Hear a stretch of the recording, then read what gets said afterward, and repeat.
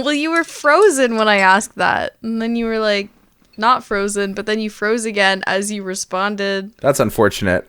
I'd rather be tangled. All I can hear is the clanking of your metal straw against your glass jar. Welcome. You are entering a strange realm. A realm of what ifs. What if movies, television shows, and video games were better, worse, bizarrer, or downright different? What might they look like? Find out on today's episode of CineCasters. Welcome back to CineCasters. This is a show where we watch movies, TV shows, and eventually play video games. And then we pitch them back to one another in order to basically talk about the deconstructionist elements behind art. And really because we would like to talk about movies and we like to pull apart themes. So it's a lot of fun. And in some cases, we get some really, really cool ideas. My name is Janglez, and I'm joined today by Alessa. Hello. And today we are looking at part 2 of our CineCasters series on the Maze Runner. This is the Scorch Trials, or the Maze Runner Scorch Trials, or however it's... I don't know. It's different. In the book, I think it's just called the Scorch Trials, but I think this one it's called the Maze Runner Scorch Trials, something like that. Something like that. Maze Runner, the Scorch Trials. I don't know. But yeah, so if you haven't seen it, this is part 2 of the Cinecaster series. We did part 1 last week. So all of the pitches that we did last week are carried over into this week. So we're keeping our continuity up. So just so you're aware, you're going to want to go see that first part if you haven't already seen it. So, Alessa, the Scorch Trials, what were your thoughts? I have a huge plot hole that I really, maybe not a plot hole, inconsistency. I don't know what to call it. Is it Teresa? Because you had said last week you were going to shoot yourself in the foot by not including Teresa. No, I mean kind of, but no. And you said, I know I'm going to shoot myself in the foot if I do this, but I completely got rid of Teresa. I did. So yeah. I'm curious, what's this huge is this inconsistency in your pitch? Because then we can save it for later. This is just a movie. You have an inconsistency that you spotted. Yes. Okay, hit me with it. So at the end of the Maze Runner, after all of the gladers get quote unquote saved, and then we find out that Ava is Dr. actually Ava alive. Page? Yeah. And she says something about it's time for them to start the Scorch Trials. Mm-hmm. But then they're very desperate for the gladers and all the other kids to not escape into the Scorch. Yeah. So for me, my problem, I think that's the same. My problem with this one was that we have this inconsistency around, I thought the Scorch Trials were supposed to be a trial. They wanted them to get away, but then they don't.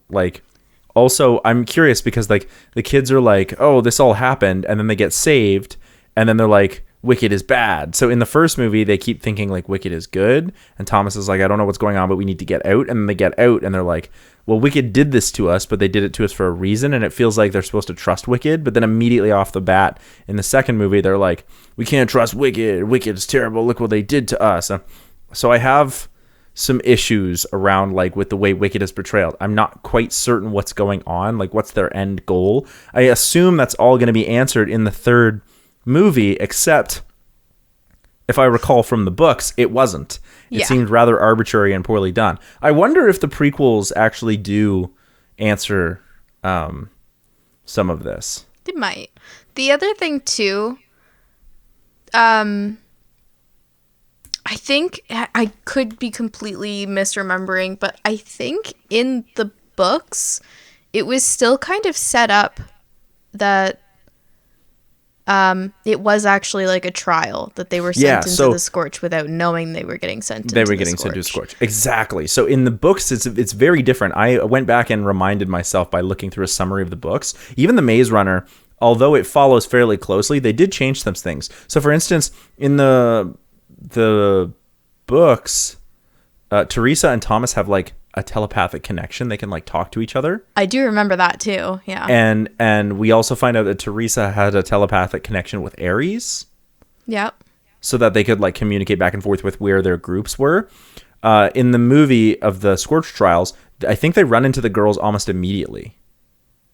When they make it to the the resistance base or whatever. Yeah. Which is actually just wicked.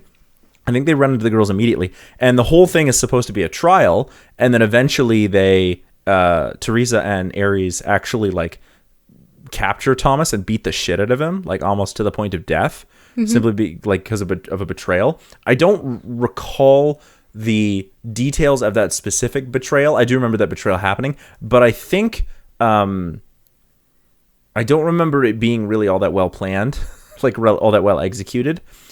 I'll say it again because I said it in our first episode. This movie or this series is all based around not knowing what's happening, but it's not done particularly well. You know how there's a movie that like, there's some movies where you can be like, I have no idea what's going on, but the intrigue is there. But then if you watch it again and you know what's going to happen, it makes sense. So there's like a rewatchability. I know Nate's been bothering you about it, but have you watched Arrival? I've not seen Arrival yet. Yeah. I've been That's a busy, good one. man. You have no idea what's going on, and then all of a sudden it clicks. Yeah. And I understand that's because it's the way the movie is shot and the way the movie is told, because it's supposed to be cyclical. So, so it's something like that where like you have to go back and watch it and be like, oh my God, it all makes sense. So there's an inherent rewatchability. This doesn't have that. And I'm not saying that all good movies have to have rewatchability. I'm just saying that the intrigue is rooted in not telling the audience what's happening. But instead of drip feeding you so that you always want more, it always feels like it's just withholding information for the sake of withholding information. Because I have a feeling once we get to the end of this last third and final movie next week, we're going to run into the problem where it's like, oh, actually, they aren't withholding information. It's literally just because it's not covered. That's what it feels like we're ramping up to. My biggest problem with this movie is there was a clear, despite my misgivings and frustrations with the last movie with the Maze Runner, there was a clear forward movement. The maze presented a challenge, and the challenge was to get out. Yeah. And even though the movie never like explicitly says that, or the book, it never explicitly says that, it's like an inherent curiosity in humans. You want to get out of the maze, right? If they had been placed on the outskirts of the maze, they would have wanted to get in, right? Yeah. It presents a puzzle, a problem to be solved. And that's why I still get frustrated with Thomas's like weird curiosity about things and the fact that he's just like, I can figure them out because I'm amazing. My problem, I'm special. My problem with this one is that that the puzzle like presents itself, so you're like, okay, clearly people would want to get out. Clearly Thomas wants to solve this puzzle. This movie doesn't have a forward trajectory. Once they escape Wicked again, so they get captured ostensibly rescued by Wicked, only to find themselves at Wicked again. And then once they get out of Wicked, to me it was like, oh, where are we going? Like, what are we doing? What's the purpose of this story anymore? Like, it starts to become a bit of an adventure where they just go from point to point to point, meeting new characters without really, I mean, yes, there's this right arm and there's this place in the mountains we need to get to, but it doesn't feel like we don't know what's in the mountains. We don't know if the right arm even exists. They're literally just wandering, but it doesn't feel like there's enough despair in their wandering. It doesn't feel like the group, like, I don't know, they just sort of go from point to point to point. Yep. And so, and people, I'll compare this one to Harry Potter. In the 7th Harry Potter, people often complained that they were like, oh, they're just traveling from point to point to point. Yes, but we also had a clear goal in that they had to find the Horcruxes and destroy them. They just didn't know what those were. But I still felt like there was enough interpersonal relationship and overarching information being doled out at enough time to make it feel like the story was moving. I think, and just talking out loud, I think my problem with this movie is that we're not given enough interpersonal time or narrative between the Gladers as they move through this journey. Teresa's betrayal doesn't feel nearly as destructive or heartbreaking as I think it clearly could have and should have, because I think they're trying to set up this like relationship between Teresa and Thomas, because he's like, when he kisses Brenda at the party scene and he's like, you're not her, so clearly he has some feelings there. But Teresa is a blank page. She's nothing. She's a stuffed shirt in this movie, worse than she was in the first movie. Every time that I think of Teresa, I kind of think of what's her name from the Twilight movies?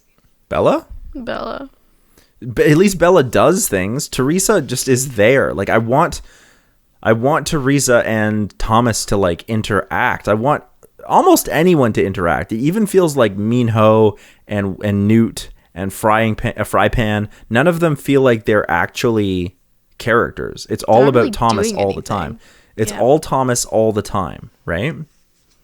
Even, and I'll even put this to you, they continually remind us with the little totem that Thomas has. They continually remind us of Chuck. Yep. Why? It doesn't matter. He's dead, certainly, but he's just dead to like add motivation for why they don't trust Wicked. It doesn't do anything for Thomas's character or the plot, or it's just Chuck was his friend and he died. It's like, but there's no meaning to it, really. It wasn't even Wicked that killed him. Well, it was Galley, but Wicked was responsible for the circumstance that drove that particular thing into happening, right? So, which I think Thomas understands. Like, they're like, certainly, but it's also like, it's not really Galley's fault that he was A, stung by a griever, because that wouldn't have happened if he was in the maze, and B, put in the maze in the first place, because that wouldn't happen if Wicked wasn't a bunch of tools. Mm-hmm. Right? So yeah, I don't know. Like, there's a logic to this movie that makes sense. My issue is that the narrative in this one is actually worse, I think, than the narrative in the first one. Even though we have more information, we have less to work with. When I was trying to write my pitch, I had just watched the movie the night before. Mm-hmm. And the whole time I was like, what the fuck happened in this movie? In the first or the second? This movie. Yeah, in the second. The whole time while I was writing this one, I was like, what happened? And there's like a clear trajectory in the first movie. There's nothing in this second movie. Yeah. It's all set up for the third movie, and I'm less excited for this series than I've ever been, and I have to go watch the third one now. I'm sorry. It's just funny because I remember saying the first movie suffered from like second movie syndrome. And now the second movie suffers syndrome. from middle syndrome. Middle syndrome. That's what it feels like. Yeah. Nothing's happening. They're not even using it to build up character or anything. Like, it's just an in between. It's just point to point to point to point. Yeah. Yeah. I gotta say, I know it's been a long time since I've read the books, and my memory on these books is not great because I wasn't a huge fan. I don't even remember Jorge and Brenda. I don't either.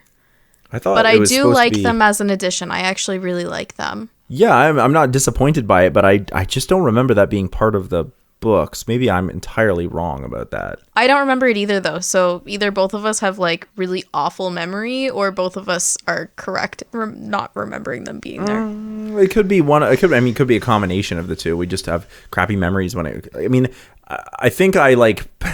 I wouldn't be surprised if I like purposefully or subconsciously struck a lot of this movie or book story from my memory simply because I was not a fan of it. Because I thought the first book was really intriguing, as I've said. I think the first movie was really intriguing. This one, I felt, I said this before, it's like a shittier version of The Last of Us, those video games, particularly the first one, because the cranks are basically just clickers. Like, have you played The Last of Us? No, but I've watched playthroughs. Yeah. I so can't the clickers play scary stuff. Yeah. And then in the basement, when Brenda and Thomas are in the basement and the clickers are like part of the gross, or like the cranks are part of this gross like tree network. I was like, gross. It is gross, but that's not going to come back. I guarantee it. They're not going to do anything with that. Same with the grievers. It's just The Last of Us, but worse. Even the way the city sets up, it looks and feels like The Last of Us. Also, what the hell were those things in the giant test tubes in the lab? Those like weird I thought those were things. I thought those were grievers.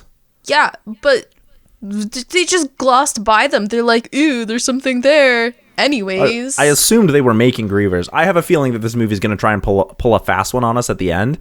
Not really a fast one, not really pull it, but they're going to be like, all of the immunes who like get harvested and are no longer useful get turned into grievers. So that way they'll have to like fight. They'll have to like fight Chuck, but it'll be like Griever Chuck. I don't think that'll happen, but I mean, that I is wouldn't put it interesting past to them. think about. Wouldn't put it past them. Yeah. But yeah, I literally wrote down in my notes, those are grievers. We're just going to skim past that. I assumed it was because they were trying to be like, hey, continuity, they built the grievers, so that's part of how Thomas can be like, this is wicked. Yeah. Right, So because it's in those scenes. if I'm remembering correctly from the books, and I was thinking about this during this movie, a little bit during the first movie, but mostly during this one. If I remember correctly, I believe that all of their names were supposed to be like famous, smart people. So there's like Scientists and politicians. Galileo. Yeah. I think Thomas was supposed to be like Edison. Thomas Edison. Yeah. Whatever. And Teresa is supposed to be Mother Teresa. Yeah. Yeah. So all of their names, Newt is Sir Isaac Newton. Yeah. Yeah, they're all like that. Yeah. And even the girls, I think, are the same. They all had their names changed. Yeah. So, but Thomas, his memories have him as a child still being Thomas. Like maybe he's the only one with his original name because it just happened to work that way. I don't know. I have a feeling that they're not going to do that in the movie. No, it would be too much work. Well, and because there was so much explanation that went into it. No, I mean, I have a feeling they're not going to explain that their names were changed when they lost their memories. Yeah. Or before. I think actually their names were changed when they first come to Wicked. Before they had their memories erased. I think their names are changed because it's like, now you're with Wicked, you get a new life. Yeah. So, yeah, I think that's Albie what it is. was supposed to be Albert Einstein. Yeah, correct. Yeah. Anyways, sorry. There was a reason for that tangent. And it was supposed to be that they're like supposed to be the smartest of their generation or something like that, right? Well, I don't know, because I thought it was just that they were immune. I don't know. I thought it was supposed to be that they're supposed to be like really smart, and that's why they have these names, or like they're most similar to those scientists or politicians or whatever. So honestly, my main question was just like, do they know how lightning works? Like, do they know that if they're the tallest thing there, that they're gonna get hit by lightning? I don't know. Have they ever experienced lightning before? Do they have memories of lightning? How do they know how guns work? Again, the whole idea of like what memories are there and what isn't is really problematic, right? Yeah. I do have to say that for a zombie movie that starts in the middle of the apocalypse, it was really well done with the kids not really knowing what to expect. Like, oh, their friend got scratched. It's just a wound.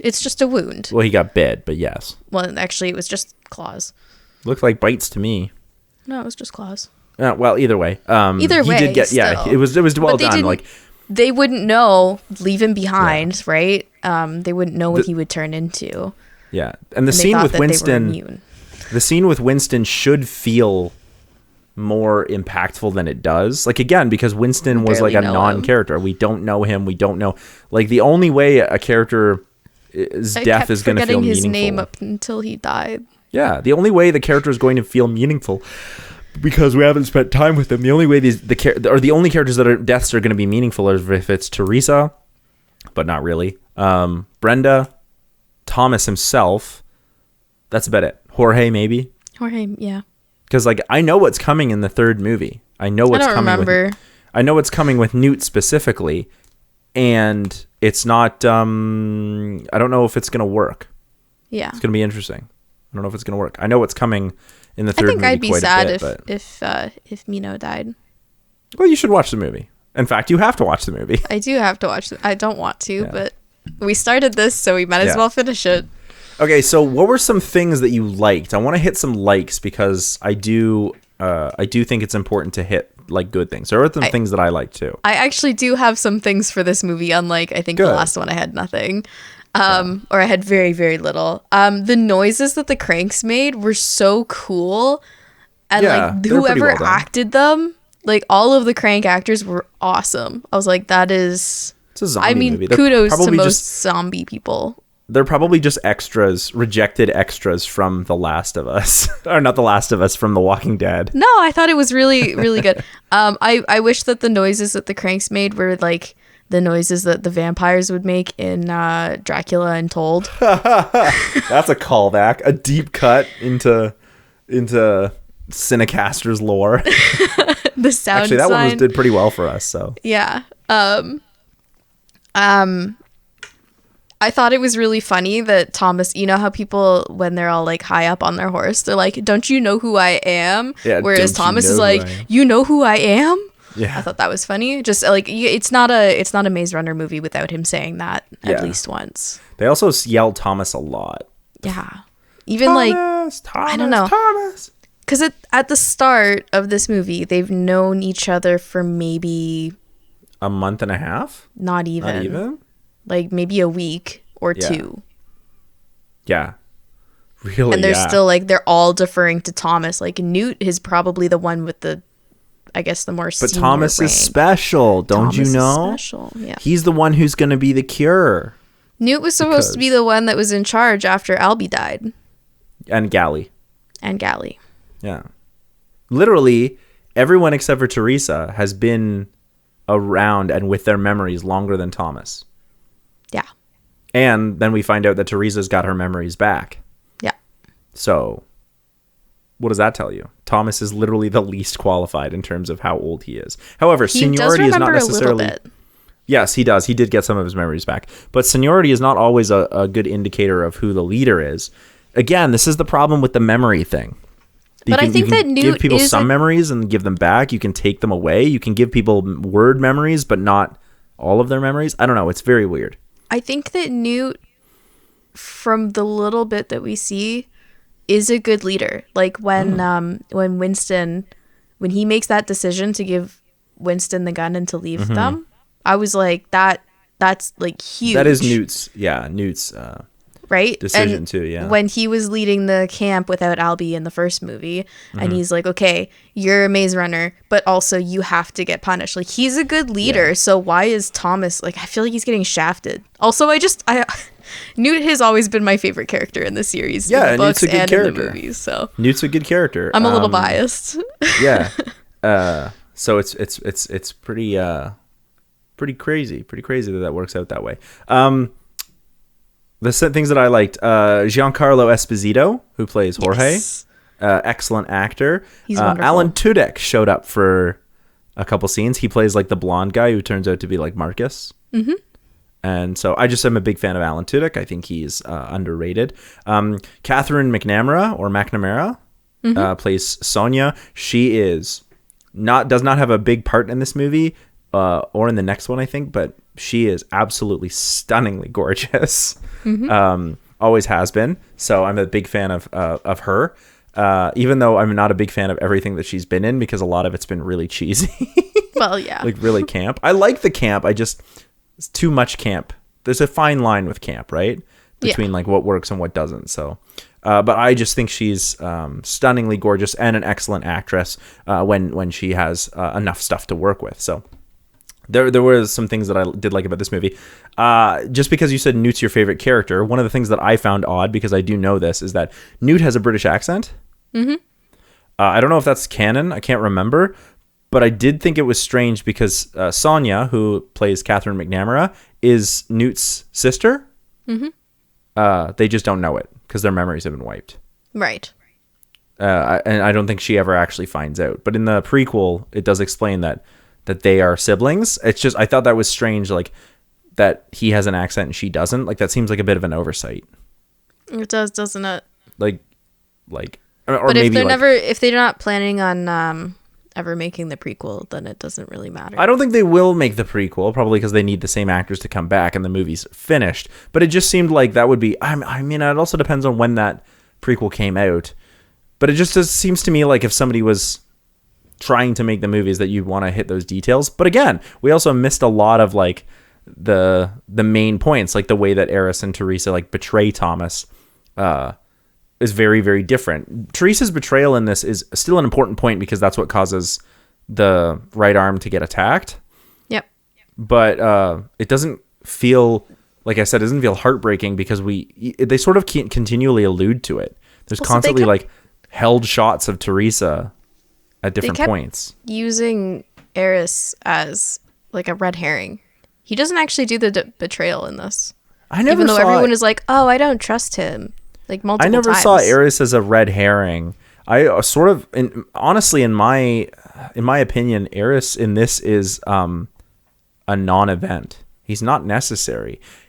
same with Harry's and Sonya, who are like the girls that are, they're not necessary. Yep. I would rather spend or get rid of them or have them as background characters, like even more background, the three of them, and spend more time investing in the relationship, like more screen time investing in the relationship between Newt, Minho, Thomas, and Teresa, and to some extent Frypan and Winston, right? I would spend more time with those characters. I need Teresa's betrayal to feel like, you bitch. You know what I mean? I need to have the actress, given the moment, what's her name? Kaya Scoldolero. I need to give her enough to work with that she can make it like...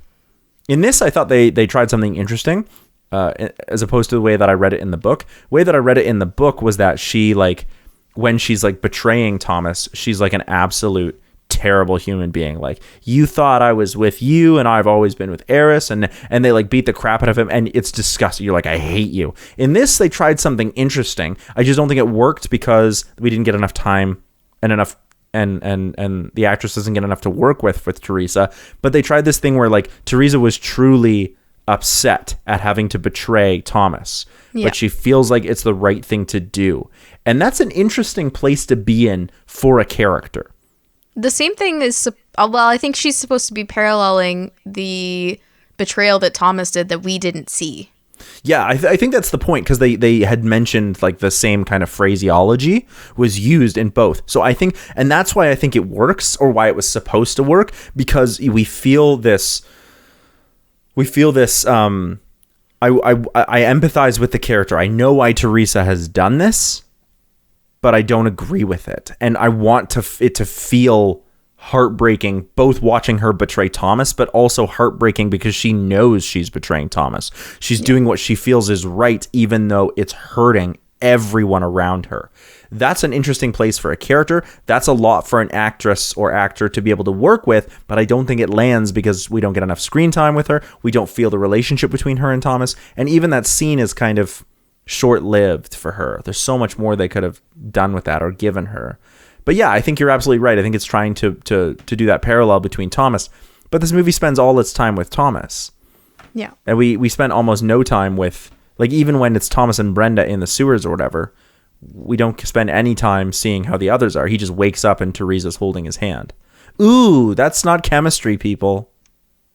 And then who is it that shows up behind her? And it's like, oh, moment ruined, but not actually. But not actually, because what moment? Yeah, what moment? Right? So I have a hot take for this movie as well. A hot take because it's a Scorch Trials? That was really bad.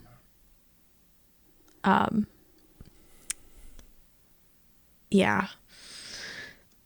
You're good. The hot take that I have for the Scorch Trials, thank you. Instead of propaganda, because I know you were talking about propaganda last time that we talked about. Well, I talked about propaganda in my theme for the Divergent. Well, no, you were saying that you were thinking of using propaganda again because it lends itself fairly well to this. I think young adult fiction, first movie, when it's at least. Dystopian, propaganda is a bit of a thing. Propaganda will be part of what I'm dealing with here, but it's not really my overarching theme. But yes, go on. To me, I felt like the overarching theme here could be agency. That's an interesting idea. Like, I didn't put a whole lot of thought into it because I like scribbled it down before we called because it had just come to me. Yeah. But there's a lot about like, these people are like fully, well, they're not like fully grown. They're all teenagers, but they're still like late teens. You still know, like, okay, this is my body. I think I should have the say in what happens to it, right? Yeah. And there's a lot of like, oh, it's for the good of greater mankind, but it's like, but these people, these teenagers who you have subjected to being in the maze or mazes, did they consent to this? Yeah. Their parents sent them in, maybe. So they had parental consent at some point, but they're teenagers now. Potentially. They should have their own agency now. Because in the prequel book, when Sonya and Newt are found, their parents are killed. And then they're taken because they found out Sonya was immune. Yeah. And then the other thing too is I think they said that Marcus had been drugging kids and selling them to Wicked. Yeah, that happened. I think Right? agency is actually a really, really good way of going about this, because you're constantly like, the kids are constantly, this is a good theme, Alyssa, if they could pull it off, but the kids are constantly being given choices, but every choice that they're given constantly leads them back to Wicked, because they're not given the full story. So any choice they make is inherently jaded. It's inherently false because of the way that it works out. That's an interesting theme, just the theme of like decision making and agency and how that's being controlled. Yeah. They don't really have informed consent to anything. They have no idea what's going on. Well, And they don't they're even have their they're memories, just being so- told to just go along with Wicked and give Yeah. their bodies up for research, right? Yeah, they're what's interesting is that like we could even say, like, even though they have their memories, we like in terms of age, they're only so many days old, right? Yeah. Because your memories, I remember I talked about this last week, your memories are actually how you understand and learn things. So without your memories, what do you really know? Yeah. And so, yeah, you're right. Like, we're literally dealing with children here. Basically. So the memory thing, for me, I mean, you're leading into a little bit into my pitch. Do you want to start? Yeah, maybe we should. But yeah, I just think for me, I've been leaning on this theme less about propaganda, and I've been leaning more on the theme of like false choice. So still agency, I think, but like this idea of false choice, and that'll come together more and more as my I have an idea of where I'm going with the last movie, but I need to be a little bit careful because I haven't seen it yet. But that's where I'm headed towards, is this idea of like of how much of choice is understood inherently, and how much memory plays into that. Yeah. Yeah. That was just one of my random ideas that came to me today. No, it's a good one. It's good. Do you want me to start? Is that where we're at? I mean, my pitch suffers from middle movie syndrome as well, so. So does mine, but I actually think this pitch is better than the first one. Okay, let me go first then. Okay. I just have to pull it up here. Okay, you're not so well, no, I had it. I just on the other screen. Okay, so if we remember, I turned mine into a TV show instead of a movie. So we're on the Scorched Earth, quote unquote, season 2. I was thinking about it. I was like, why don't I just change the name to the Gladers? Because you don't know the Earth is scorched in the first season. I'm pretty sure the Glades is already a show. Oh, I've never heard of it, so Whatever. Anyways, so we start episode 1. Also, one thing to note is that technically my last season had 9 episodes and this one only has 7. So That's normal. okay, as long as you think it is. That's normal. Oh yeah, shows do that all the time, right? Yeah. Okay, so episode 1, we start with a quick flashback through the first season, of just, seeing Albie's first day and then seeing Thomas's first day, and then a few of the important details like people dying. And then we're back to following the Gladers as they walk through the hallway. They're arguing at the exit sign, saying like, oh, it's got to be a trap, right? Like, why would they just have a door that says exit after we've spent our whole life trying, like our whole life that we can remember, trying to exit the maze. Now it's just this easy exit sign. It's an exit sign. So it's got to be a trap, but is it? So they decide finally to open the door, and an alarm sounds. They all run out, freaking out, obviously, into the desert. This is their first real look at the outside world. And they realize that they are still trapped. They have not been able to leave the building quite yet. So like the outside world is desert? The outside world is desert, yeah. And the outside world is inside a building that is desert? It's not in a building. I meant like they haven't left the facility. So when they get out there, they see that there's another building and they've got fences all around them. So like just basically another, not maze, but just a huge wall, right? Yeah. I did not explain that very well my first time through, sorry. So they're like, well, I guess forward is towards that building. So they head in and they're met with a man holding up, a weapon. We know it's a gun. The Gladers probably wouldn't. And then he puts it down after realizing who they are. He pulls out his walkie-talkie and he's just like, oh, they're out, boss. So basically the rest of this episode is them learning what the hell happened to the outside world, as well as what Wicked is and how these quote-unquote like freedom fighters helped them to escape by taking down all of the wicked agents that were in the building monitoring them. But they were fail-safes, so no one could actually interfere with the maze or with the Gladers until they made it out on their own.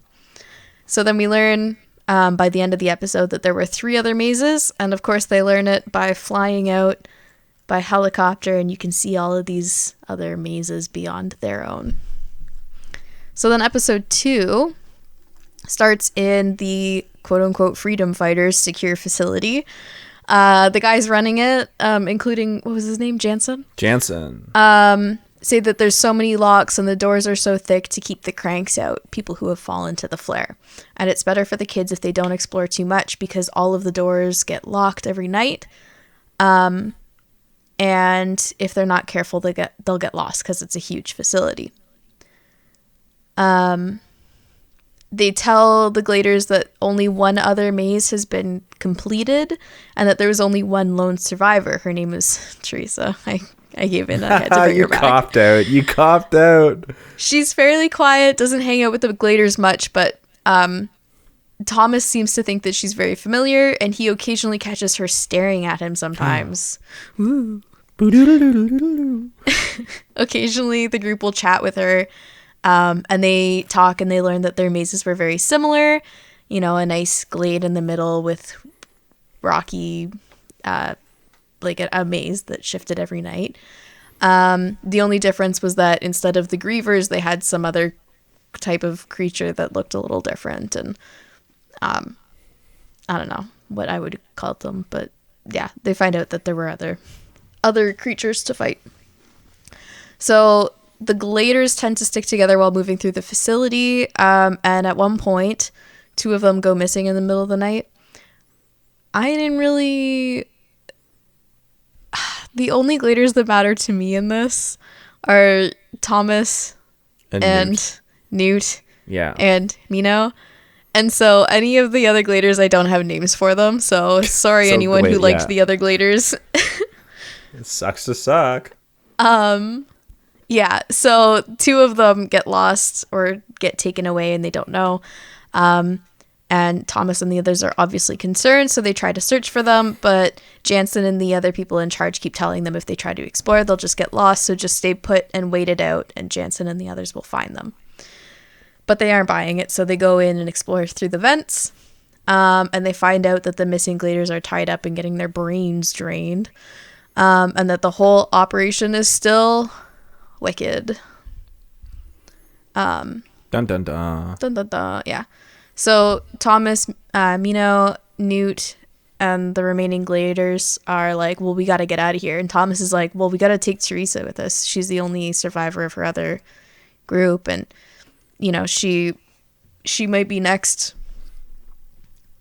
None of them think, why was she the only one here, and why hasn't she been taken yet? Ooh. Foreshadowing. Yeah, so they take her and they all run out, and basically the same old destroyed building while it storms, whatever. End of episode 2. So episode 3 can literally just be that scene in the old shopping mall again. And then they it'll end with, I thought that really cool, like that scene of them walking away. And then the bullet Winston. Yeah, that's a good from scene. Winston was like a really good scene to end on. So that's all episode 3. Episode 4 is them getting to the edge of the Scorch and getting caught by Jorge's, I'm going to call them raiders. Okay. And Jorge and Brenda join the team. We also see that Teresa takes the walkie-talkie again. So all throughout this, while they're traveling... and since they met Teresa, they have been, like, she has slowly been opening up to them. At first, she was very reserved because all of her friends died in their maze, right? Yep. And then now she's kind of like, okay, well, there's more of us and we've got, you know, something that we're going to do and we're going to get away. So up until this point, the Gladers have just been, like, walking aimlessly. They just saw the mountains and went, maybe it'll be nicer over there. That was a big problem that I had with the movie originally, was that there was no forward movement. There's no trajectory. They just escape, and now it's like, where do we go? Yeah. Well, to them, that was their best idea of where to hide. Because they would blend in a little bit better than in the sand. And also, I had it so that they weren't just in a city. Well, they were in like a small city, not like giant skyscrapers and stuff. Anyways, so episode 5, episode 4, when they meet Jorge and Brenda, is when Wicked attacks, because they're like, well, let's the nearest settlement is this raiders group over here. So they just assume that they've probably made it that far, and they've been like waiting it out to see if they make it. There's like so many plot holes in my story, but whatever. Not a problem. Anyways, there's enough plot holes in this original movie. Yeah. So anyways, episode 5, this is after like the whole building has been blown up. Yep. Jorge and Brenda are like, we're going to lead you guys to the base of this one specific mountain, because there's actual freedom fighters out there who have been working with the raiders and just trying to get people up north, because that's where it's cooler. There's less flare up there. Blah, blah, blah, blah, blah. And then we also find out that Jorge and Brenda and their gang of raiders have actually been attacking the Wicked facilities, but not the ones that have live test subjects. These are like storage facilities and stuff, and taking resources so that they and their little raiding group can survive. And that they have been doing a few joint efforts with the freedom fighters, the actual freedom fighters, to like get resources for both groups. Yeah, and then we can have that part where they get separated and Brenda gets bit. I kind of wanted that to be in the sewers, because I thought that was really cool. Yeah, where really she gets bit in the scary, but sewers. really cool. Yeah, have her bit in the sewers Yeah. instead of in the In building. the party. Yeah. Yeah. Anyways, yeah, and then they find their way back to the camp. Or to the base of the mountain, I guess. So episode 6, Brenda gets treated. The Gladers and Jorge get in on the freedom fighters' plans. They find out that the group has been working with Jorge's raiders to get supplies and people. We already knew this. And then we get that part where the raiders are dead, so now there's less people to help out. So they're already like, okay, well, now we got to rethink our plans. And then Teresa, who has been really opening up and getting a lot closer with a lot of the Gladers, is suddenly starting to act really cold again. And when Thomas asks her, she's like, I think we never should have left Wicked. And he's like, well, what do you mean? Wicked was experimenting on us. Like, we couldn't stay. And then we get the story with her mom. She's like, I got my memories back while we were traveling, and my mom, whatever. And then while they're talking, you see helicopters in the sky. Yeah. And Thomas is like, did you do this? And she's like, I'm sorry, I had to. It's for the greater good. Oh, for the greater good. Yeah. And then episode 7, the final episode of the season, is just the fight with Wicked. Most of Thomas's friends get taken away, and it ends just with Thomas, Jorge, Brenda, and a few of the survivors just watching the helicopter disappear. Just leave, yeah. Yeah. So what I was trying to do here was to make it so that Teresa, over the course of their travels, actually warmed up to and opened up to the Gladers. So that her and they betrayal became feels- friends. Yeah. But ultimately, her loyalties lie in the With greater Wicked. good, not with her Yeah. friends. Whereas Thomas Yeah. is like, I'm on my friend's side. Yeah. I still think we need more interaction with Teresa. Like, I know that's what you're trying to do, Yeah. but like, I think the problem is that there's so much happening that it's hard to like find places to put that in. I And I tried to do took out that. the whole thing with Marcus because I was like, there's no Yeah. way I'm putting this in here. It's just useless. It's just useless. Yeah. So, I should also say in my pitch, because I called the last movie 28 Mays Later, this one is now called 28 Mays Hotter. No. It's bad. I know it's bad, but I'm sticking with it.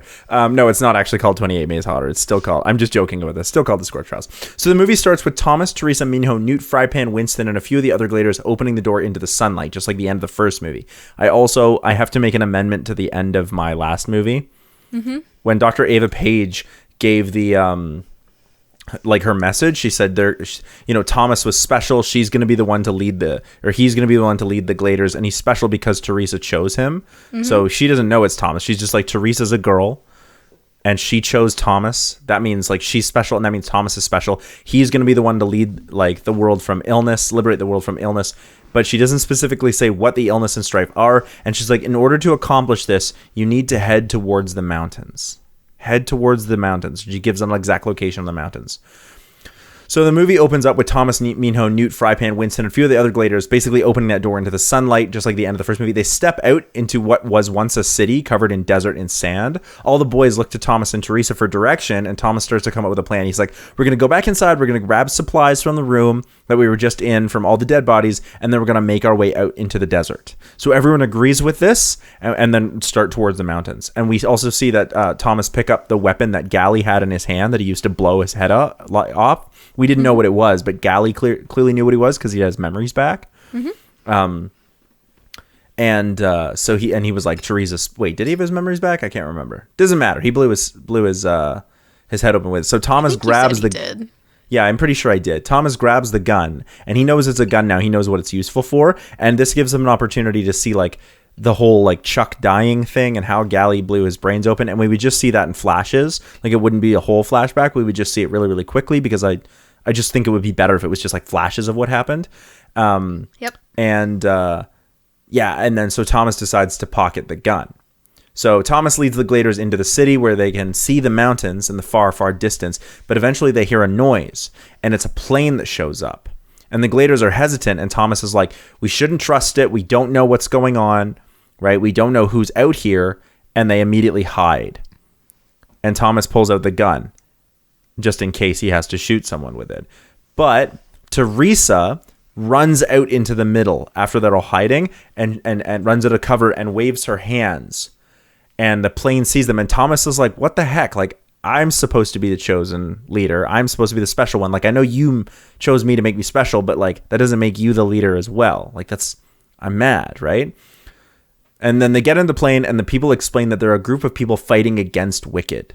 And Thomas is like, well, we're with Wicked. We're part of this experiment. Like, I'm special. They've chosen me. I'm going to liberate the world from this illness. And the guy's like, that's what Wicked's telling you? Like,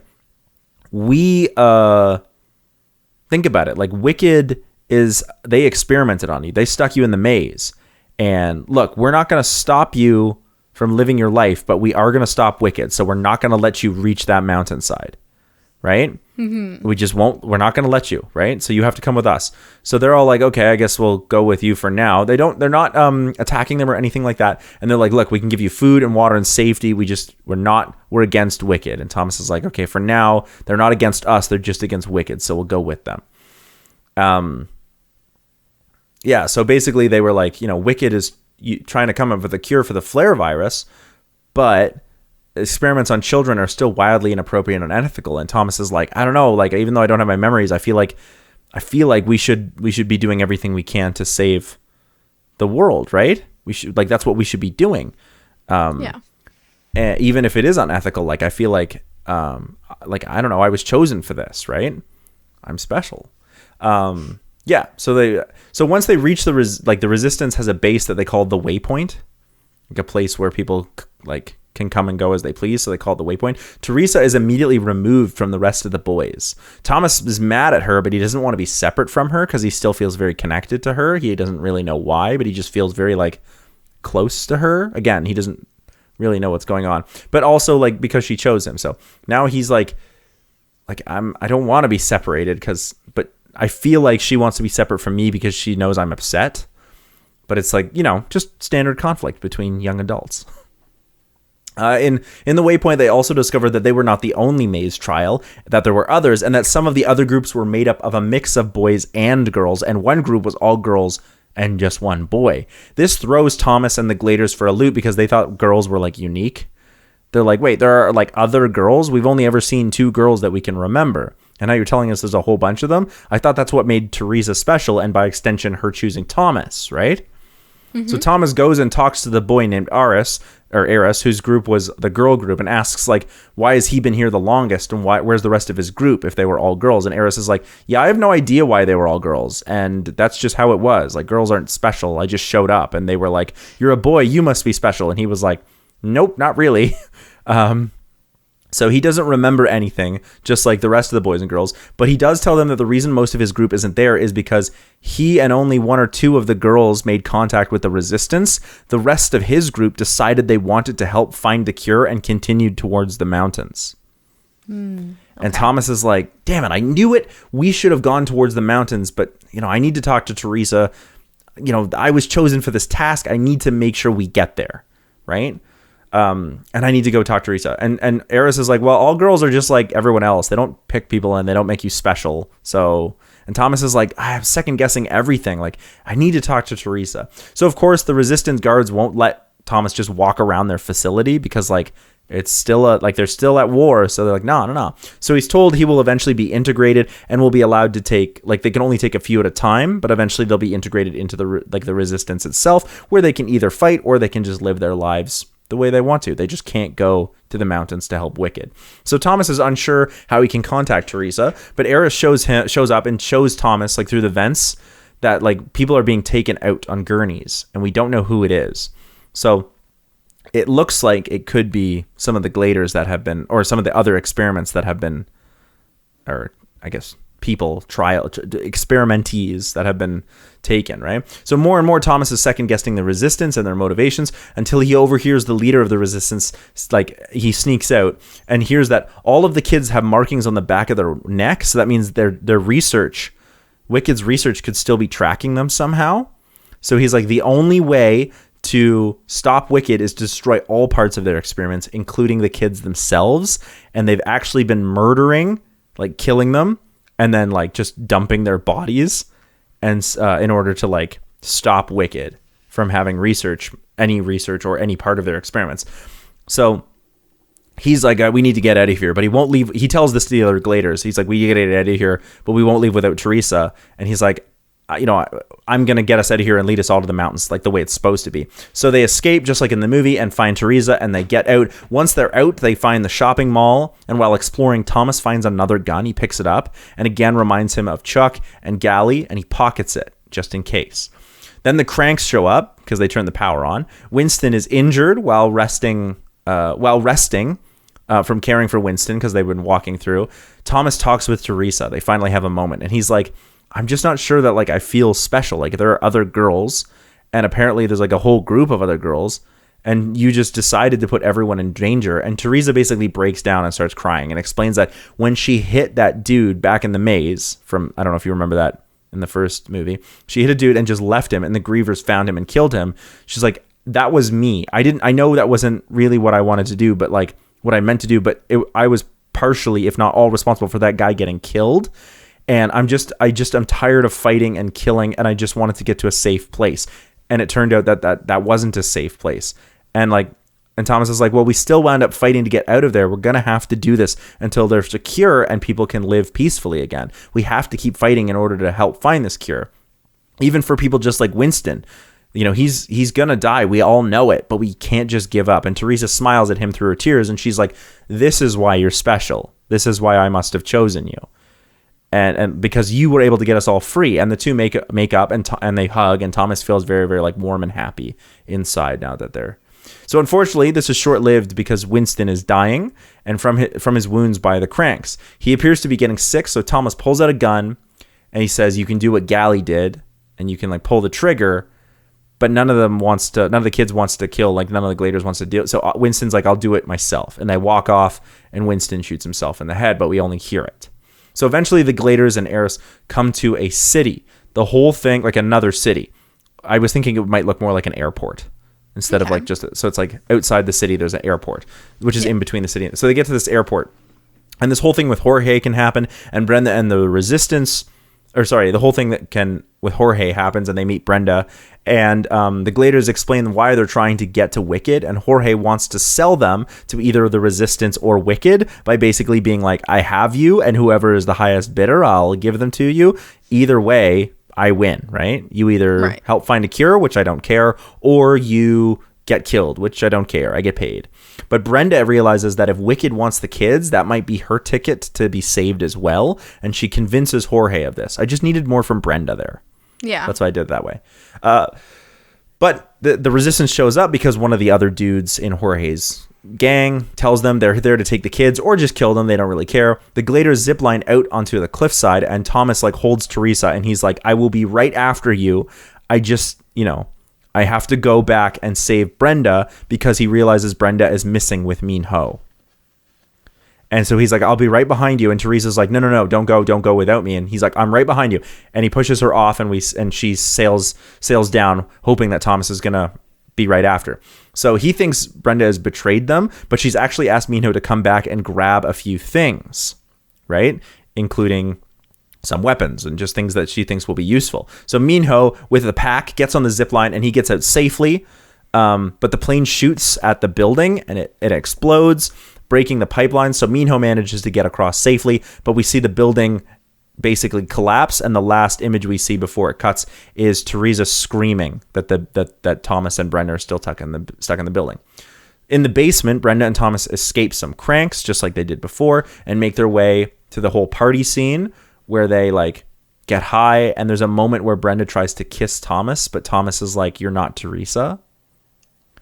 And I just need that to be really important, because he's realizing that he has feelings for Teresa.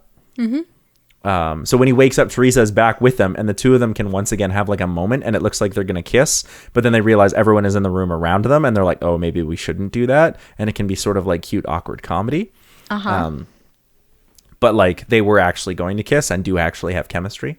So now with Brenda and Jorge, the Gladers find their way to the Wicked facility and are welcomed. They're informed that the state of the world has been deteriorating for some time, so that they couldn't be escorted across the wasteland. They had to like get there on their own, unfortunately, because there's just too much risk to like bring them across in any way, right? Otherwise, the resistance might have started an entire war just to get at those kids, right? Not worth it. So unfortunately, it had to be done that way, because Wicked's running out of resources as well, right? They're trying to put all their money into. So they also say like on the other side of the mountains, the Scorch isn't as bad. There's actually like water and plants and a few cities actually. And once a cure is found, the Gladers will be allowed to stay and live in some of those cities. And Eris reunites with Sonia and Harry's from his group. Thomas is feeling relaxed, like he's completed what was his duty, and he's allowed to like help find a cure. And he led the largest group of like experiments of kids from a maze ever. They've never had a group that large ever arrive. And Thomas is like, yes, I knew I must be special. Like I made a difference. And at the facility, they basically like, okay, so Ares, Harris, and Sonia are going to get sent off to one of the cities to help start with finding the cure. And the door opens to let them in as Thomas says goodbye to Ares. And Thomas sees one of the scientists, and he's like, what the fuck? That guy looks familiar. And then the door closes. He's like, what? Weirded out, Thomas asks Teresa, and she's like, yo, you're just being paranoid. We're here with Wicked. We know it's Wicked. It's all good. But now Thomas has been second guessing himself. He's like, well, why did they put us in the maze trial? Like, what does that accomplish as part of the experiment? That doesn't make any sense. Like, I thought they wanted us to help find the cure. What's going on here? And Thomas is like, well, what if the resistance was right and Wicked is performing horrible experiments on us? Like, the maze was really fucked up. And Teresa tells Thomas, like, let it go. And the two actually kiss. And she tells them, like, you're safe now. We made it to Wicked. You are special. You led us here, right? You are going to help find a cure. And Thomas is satisfied for a bit, but can't let it go because he thinks that the person he saw on the other side of the door was someone very familiar. When Minho and a few others get called to start their next phase of the cure research, Thomas follows them by stealing a lab coat or something like that. And what he finds is that all the kids are actually being strung up and harvested for something. And when someone enters the room, he like hears two people enter the room, and an intercom turns on, and it's Jansen speaking with Ava Page.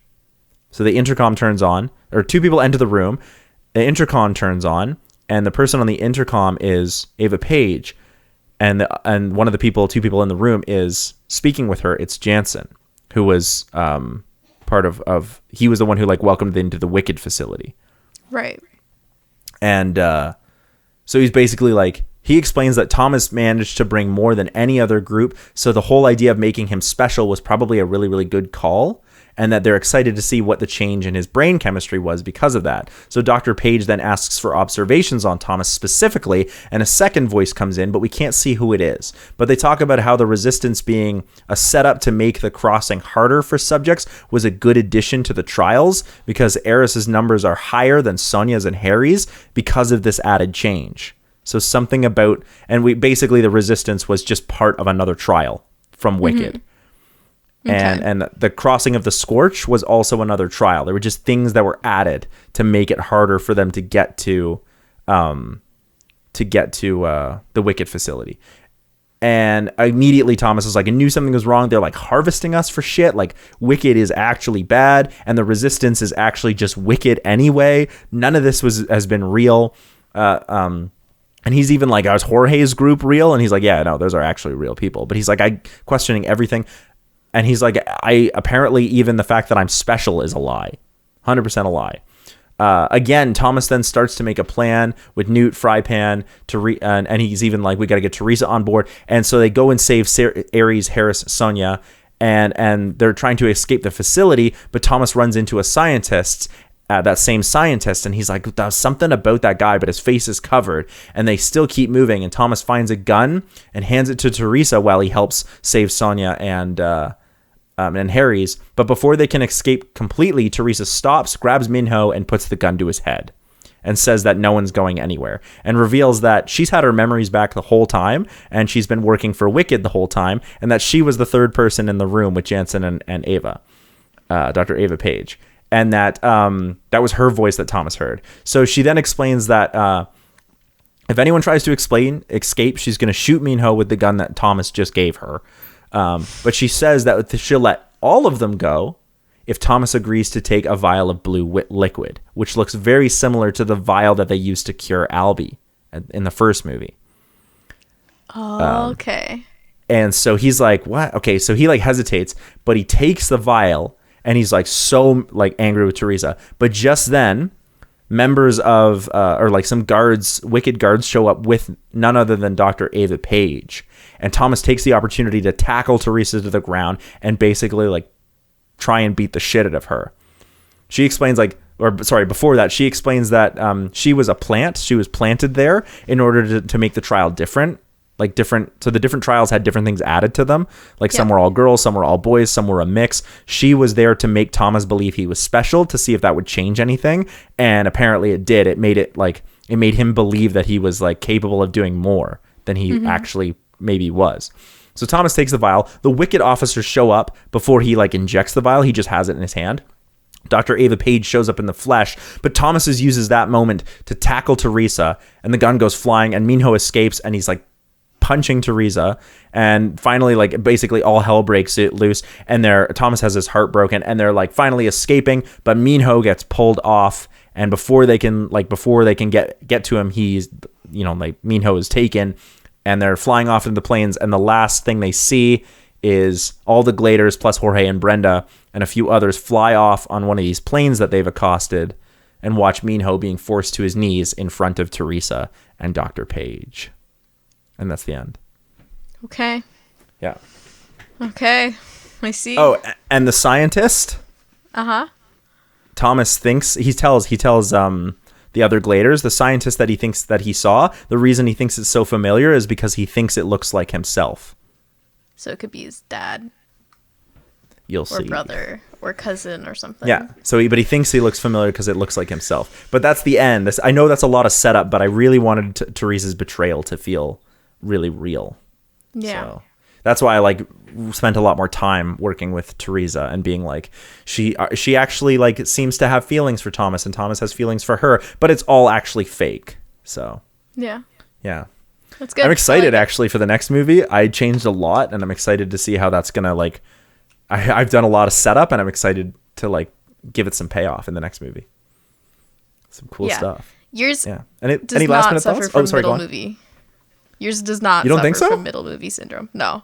Like it's Okay. got like a clear trajectory, and there's character growth and everything, and it makes And a couple sense. of twists. I got more Yeah, twists. some good twists. Plus, I'm a sucker for like I liked this one because I'm a sucker for a good like young adult romance, and I like get to pull the rug out from underneath people in like the most brutal way possible, where nothing Teresa has ever said is real. She's always had her memories, Yeah. like the Yeah, I entire like that. time. Yeah. No, it's What good. a bitch. What a bitch. Right? Yeah. I like yeah, how any both la- of us are just like, yeah, women are evil. No, that's not the point I'm going with. You'll see. No, it's not, Women are but- evil. What? Any last minute thoughts about the Scorch trials or 28 May's Hotter? I wish people could see your face because you super don't like that one. No, it's worse than the other one. 28 May's Later. So it's just so bad. Where can people find you? You can find me at twitch.tv/Alessa Lou with 3 O's, or you can find some of my creative stuff at Alyssa Rose Handmade on Etsy. You can find our band Robot Philosopher anywhere you listen to dope music. We have a new album out called Astral Migration. Go and check it out anywhere that you listen to music. You can also check out our other channel, the CineMasters, for more content that's like scripted, and it's also cool stuff going on there. And thanks so much for chilling with us. Episode 3, part 3 of this series comes out next week. That's the Death Cure. Good luck to look both forward of to us that. watching Good luck that. to both of us, yeah. Well, thanks so much. Peace out. Bye.